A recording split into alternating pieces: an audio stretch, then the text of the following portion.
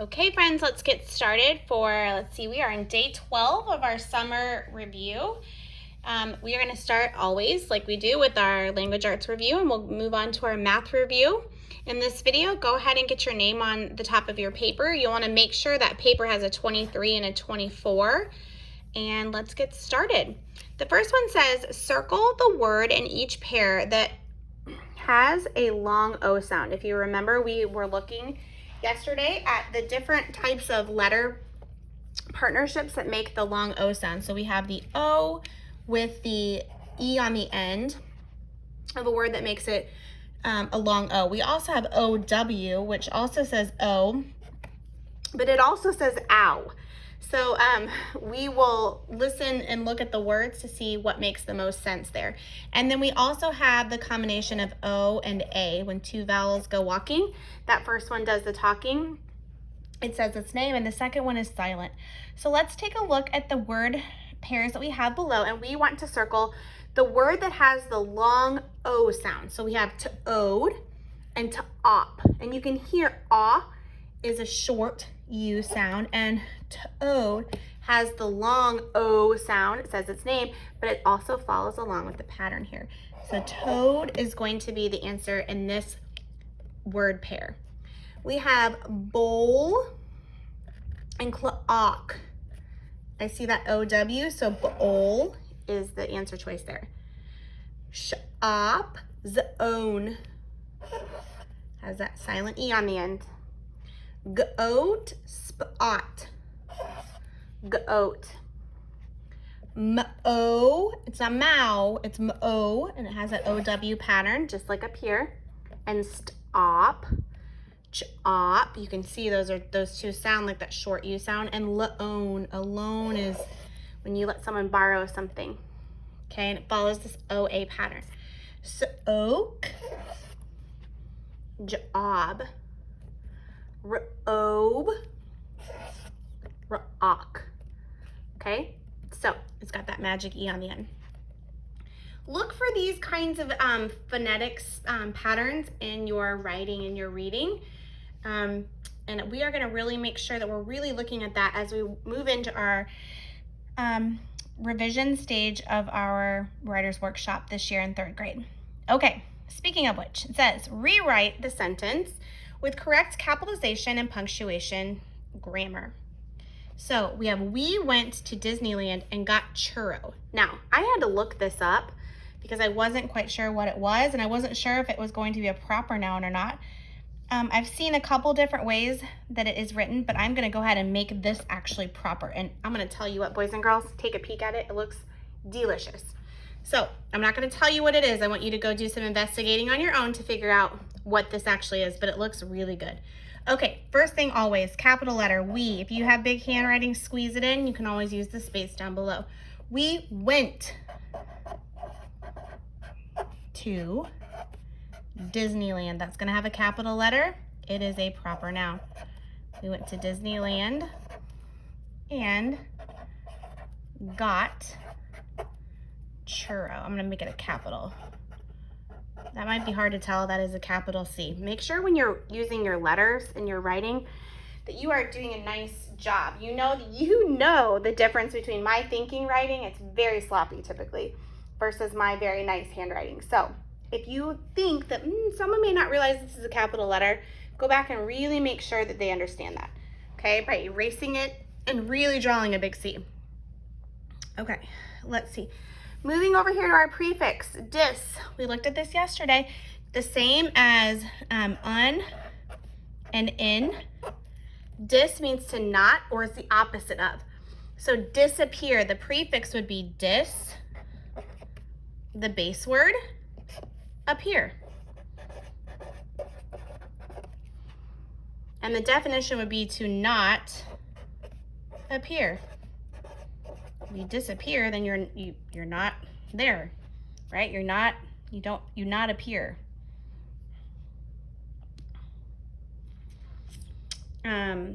That sounds kind of funny. So the definition would be like just not visible, right? Or not appearing, right? Not appearing. I'm going to add an ing on the end of that because not appear sounds kind of funny. Okay, we have dishonest. The prefix is dis, and the base word is honest. And the definition would be not honest, right? Squeeze it in. See if you can find these words in context of a sentence. I'm going to be looking, as I do my independent reading throughout the week, I do a lot of reading. I am going to be looking for words that have prefixes. Look to see, go on a word hunt. See if you can find those words that have the prefix on, in, or dis, and see if you find them. If you find them, send me a picture and what it is in terms of context of the sentence, okay? All right, let's move down here to the bottom. It says, sentences have a subject, which is the noun, and a predicate, which is the verb. So we understand that sentences have a structure, right? They're not just like made up kind of mixed-mashed thinking. They have a structure to them so that when the reader is reading them, the reader understands what the writer is trying to say. Or, for another example would be what a speaker is trying to say. So we have to have some kind of subject, which is a noun, okay? And a noun is a person, place, or thing. So it has to have a subject with a noun and a predicate with a verb. The verb is an action word. Remember, it's doing. It's a doing word or action. And we talked about this in school, that this can be a past, present, or even future action, right? So let's take a look. We're not going to actually fill in this chart. What I would like for you to do is you can underline the subject in one color and the predicate in another. If you don't have crayons or markers with you, I'm going to show you what else you could do. You could underline the subject and circle the predicate. So for example, it says, the boy dug a giant hole outside. Who did something? The subject, right? The boy. That's who did something. What did they do? Dug a giant hole outside. Okay? The boy is the subject. The predicate is dug a hole outside. Okay, the predicate is the verb. He dug. What did the boy do? He dug. Okay? The team had a party after school. Who did something? The team, right? And what did they do? They had a party after school. This is the predicate. It has the verb, had, right? Here's the verb. Dug is the verb. Okay? The team is the noun. The boy is the noun, right? All right. Ooh, I love this sentence. Okay, the horse ate carrots. So who did something? The horse. Horse is the noun. And what did the horse do? He ate carrots. This is the predicate. Ate would be the verb, right? So we're not going to fill out this because it would be really hard to squeeze all that in there.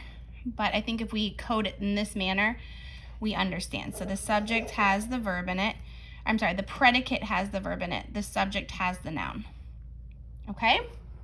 We will go over a lot of this when we get back. We're really going to be looking at this. You didn't realize as you're reading, there's so much that's involved in the words that are on the page. They not only follow some kind of phonetic word pattern, they can be words that are broken into parts to build understanding, and sentences have structure. They're not just thrown out there in thin air.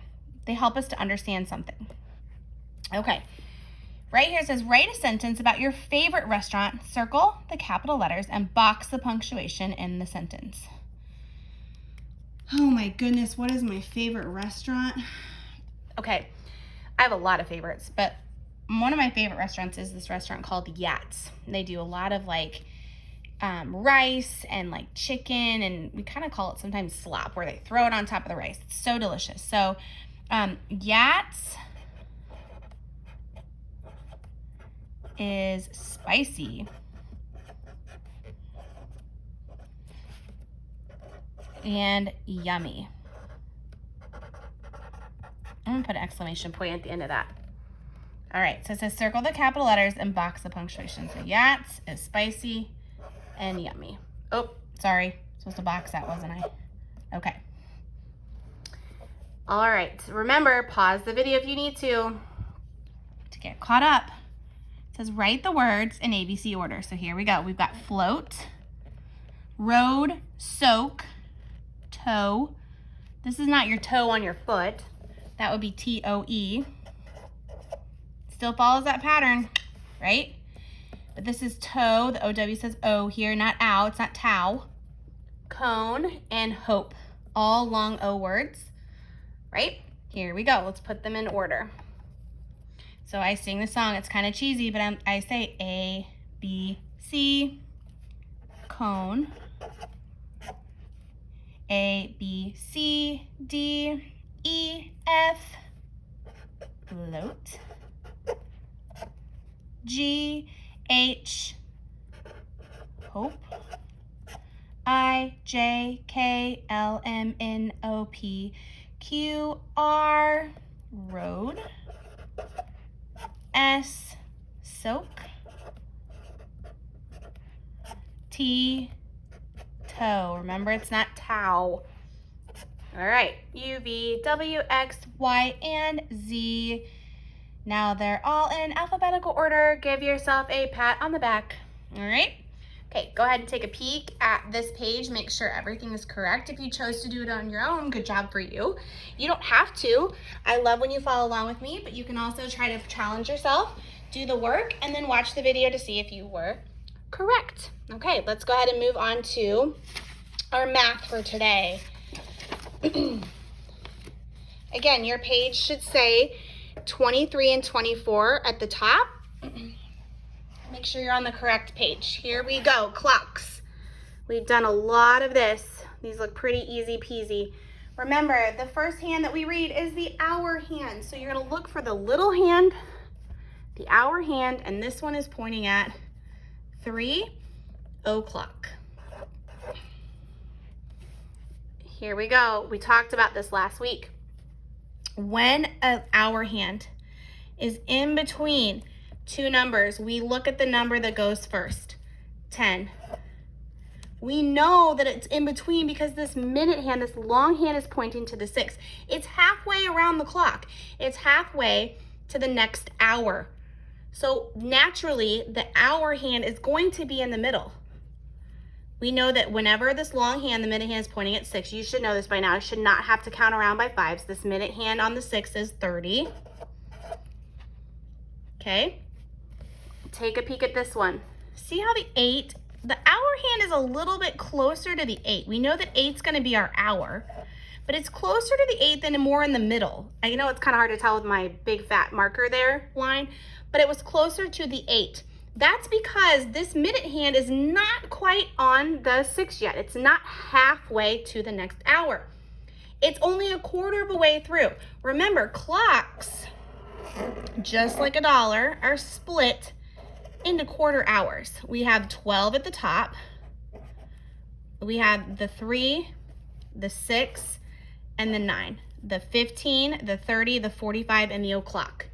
So this is on the quarter hour, 15. It's a quarter past 8, or 8:15. We are going to, I know we talked about this in 2nd grade, but we are really going to drill in on how we actually say this, okay? We can say 8:15, or we could say a quarter past 8. That gets really fancy. You're going to be able to really impress your parents when they ask you what time it is, and you say, oh, it's a quarter past 8. And they're going to say, no, it's not. And then you're going to say, yes, it is. Look, the minute hand is on the 15-minute mark. That's 8:15 is a quarter past 8. Get fancy on them. Okay, here we go. It's a circle. Yes or no for each statement. 99 is close to 100. Yes, it's 1 away. 5 is close to 20. Now, 5 is closer to the 20 than it would be 100, but it's actually kind of far away from 20, right? It's 15 whole jumps. 5 would be closer to 10 than it is 20. So I'm going to say no, okay? It's not really close to 20. It's a little bit further away. Okay, let's take a look over here. It says, draw an equal number of bananas in each bag. Well, I've got 1, 2, 3, 4, 5, 6. I can split this right down the middle into the bags. I'm going to make my bananas look like X's. There are 3 bananas in each bag. 6 divided by 2 equals 3. We don't write it that way. It should go like this. I should do better here. 6 divided by 2 equals 3. The turnaround fact for that would be 3 times 2 equals 6. Because see how there's 3 bananas, 3 times 2 bags equal a total of 6. Okay, this is a third of a candy bar. Draw the rest of the candy bar. Well, that's 1 out of 3 thirds, right? 30 is 3. Then I've got to draw how many more? 2 more. Because, and they have to be equal size. I did my best. That's 1/3, 1/3, and 1/3 equals 1 whole candy bar. Okay? 1/3. It's 1 out of 3. Let's take a look down here. It says connect dots by drawing straight lines to make squares inside each shape. This reminds me of a game I like to play. Count the total number of squares in each shape. We are finding the inside. The inside is going to be the area. Okay, we've talked a lot about perimeter on the outside. When we fill the inside's the area. So we're gonna connect the dots like this. See how they did that? And they just had 1, 2, 3, 4, 4 square units. So the area would be 4. So if we connect the dots, we've got 2, 4, 6. 6 square units on this one. If we connect these dots,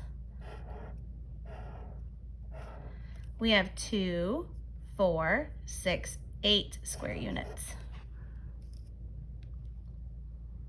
They're leading you into understanding area. To find the perimeter, remember we go around the outside. Let's do this. Let's do a challenge. If I wanted to find the perimeter of this, remember it would be from like 1, so this is 1, 2, 3, 4. So this would be 4 out here. And then perimeter is always equal on the other side. So this side would be 4. And then you have 1, 2 on this side, 1, 2 on that side. So the perimeter would be 4 plus 4 is 8. Plus 2 more is 10, plus 2 more is 12. So the perimeter would be 12 square units. Where the, well, not square units, it'd be 12,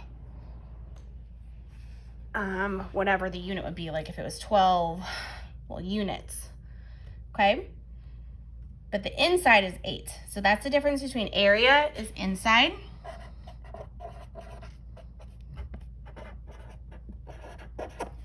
The perimeter is the outside.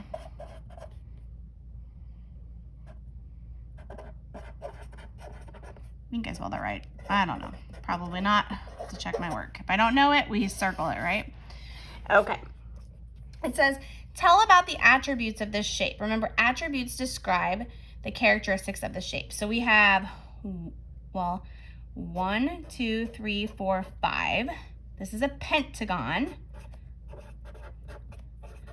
A pentagon has 5 shapes, and it is closed. Notice it's not open. It has, well, it has 5 sides. It should have the same number of angles. We have 1, 2, 3, 4, 5 angles. We could look even closer and say what kind of angles these are. They look like obtuse angles or bigger. They're not really skinny. They're bigger than a right angle. So this is a right angle right here on your paper. If the angle is a little more wider, remember we call that obtuse. So there's 5. You could get even fancy and say 5 obtuse angles. Okay, let's do some math with numbers. Place value strategies. So we have 7 plus 2. So 7 plus 2 is 9. Now, notice, we've been doing this already. Here's 7 plus 2, that's 9 again. So we're just going to add this group of 10, these 40, or 4 groups of 10, so 49. 3 plus 5 is 7. Here's 3 plus 5. So we're just going to add the 6 tens that go with it. 4 plus 1 is 5. See the 4 and the 1? There's your 8 tens that are going to stay to make 85. There are 5 candles in each box. You have 6 boxes. How many candles do you have? Well, this is really 5 times 6. But for you to visually see this, guys, we can count 5, 6 times. There's 5 candles in each box. So here's a box. 1, 2, 3, 4, 5, 6. And there's 5 candles in each box. I could draw all those out, and I'm not going to sit here and count all those dots. That would take an eternity, but I could say 5, 10, 15, 20, 25, 30. There are 30 candles in all. Okay, all right, so we're at our 20-minute mark. Make sure that you check your work with mine. Again, I always love to see it. If not, that's all right. We're going to be going over a lot of this again when we get back in class. Okay, go ahead and stop this video, and you can move on to our everyday math review and pre-teach for the day. Great job, everyone.